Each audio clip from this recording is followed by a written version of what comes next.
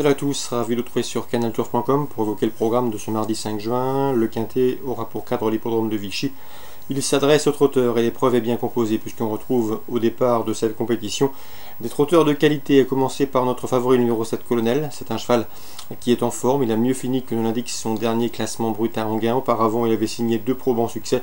Le cheval a différé les postérieurs pour cet objectif. Je l'ai retenu en tête de ma sélection devant le numéro 11 Câlin de Morges. Lui aussi est au mieux, il vient de s'imposer sur cette piste de Vichy.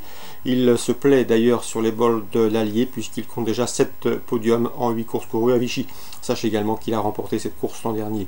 Le numéro 5 Aldo d'Argentré reste sur 2 disqualifications, mais à chaque fois il possédait des ressources au moment de son incartade, mieux vaut donc le reprendre, d'autant que c'est un excellent droitier qu'il sera pieds nus. Le numéro 14 Baxter Duclos reste sur 6 échecs, mais il est confirmé dans les quintets. D'ailleurs il compte 3 victoires en 10 quintets courus, il sera pieds nus. On le rachète. Attention également au numéro 18, une Isabella. C'est la plus riche du lot, elle a déjà plus de 700 000 € de gains. Elle sera à pieds nus, contrairement à sa dernière sortie dans une épreuve bien composée, puisqu'elle vient de se produire dans le prix des Ducs de Normandie, une épreuve de groupe. Ici, elle va finir vite et devrait pouvoir terminer dans le quintet, le 18, une Isabella. Pour les places et en fin de sélection, on trouvera le numéro 4.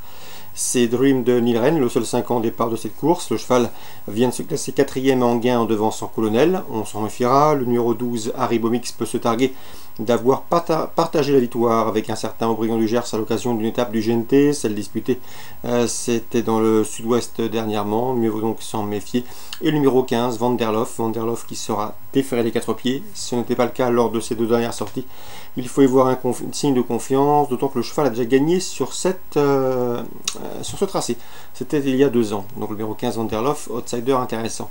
Résumé chiffré, 7, 11, 5, 14, devant le 18, le 4, le 12 et le 15. Suite du programme Vichy, dans la 3e on fera confiance au 309 éditeur Laravel. Il sera pieds nus, confié au bon soin de Jean-Michel Bazir et c'est un excellent droitier. Dans la 4e, le 408 Balou de Metz annonce redoutable, un cheval préservé qui compte déjà 14 victoires en seulement 22 courses courues. Il vient de s'imposer à Moulins, preuve de sa bonne forme, il est toujours préservé en cette période avec les beaux jours. Il sera déféré les 4 pieds, bref, c'est le cheval à battre, le 408 Balou de Metz. Dans la 6e, le 609 Copernic de Blaise se présente de manière rapprochée, mais ce Copernic de Play est au mieux comme en récence du Cholet. C'est un excellent droitier. À mon avis, il peut confirmer. On lui associera le 608. C'est Casting de Chenu. Lui aussi est en pleine forme. 609, 608. Et enfin, dans la 7e, je vous conseille le 705. C'est Denver du Châtelet. S'il est sage, il peut parfaitement fournir le lauréat de cette course. Attention également au 712 duo agité. De retour sous la selle avec des prétentions 705-712. Concernant Nantes en Réunion 2, dans la 3e, le 301 Caravaggio me semble en mesure de s'imposer. Le cheval a remporté un quintet au mois d'octobre sur la PSF de Deauville. Et depuis, il a confirmé en se classant 2e de l'Istode et vient de courir 5e dans le prix des Deauville. C'est un groupe 3. Ici, l'opposition est à sa portée. 301 Caravaggio. Concernant la 6e, le 602 Coûteuse me semble en mesure de bien faire. Elle est présentée par Fabrice Fouché. Elle est malheureusement tombée pour sa course de rentrée à Auteuil courant avril dans le prix Rosorno, une épreuve estampillée Liste Lois. Il faut la racheter. À mon avis, le lot est dans ses cordes, le 602 Coûteuse. Et enfin, dans la 7e, attention, 711, qui c'est Tsar Dancer. Il a 10 ans, mais il est toujours un gambe.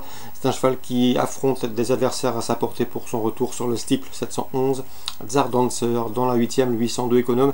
Il faut s'en méfier. Philippe Pelletier m'en avait dit du bien à l'occasion d'une interview.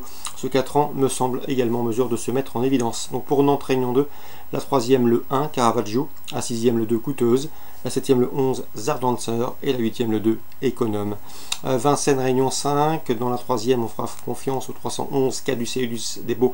Il s'est produit à 2 reprises cette année sous la selle. Résultat, 2 victoires à Vincennes et ce au mois d'avril. On lui associera Bohemian Rhapsody, le 6 qu'il convient de racheter, là de la qualité. Le 302 Cody de Beaulieu est en forme, elle vient de s'imposer. Et le 313, c'est Vittorio de Carli, revient autre montée avec des prétentions. On résume tout ça donc pour la 3e. Mon préféré, le 11 Caduceus des Beaux. On lui associera pour les couplets le 6, le 2 et le 13. Petit mot également sur la 7e avec le 714 Absac de Fontaine. C'est un cheval irréprochable cette année à ce niveau. Il a couru 4 fois en 2018 en amateur. Résultat, une 3e place et surtout 3 succès consécutifs. Ici, il me semble en mesure de s'imposer. L'opposition est à sa portée. Le 714 Absac de Fontaine. Donc pour Vincennes Réunion 5, la 3e 11, 6, 2 13, la 7e, le 14, Abzac de Fontaine. Bonjour à tous, bonne journée. Rendez-vous demain pour une nouvelle émission.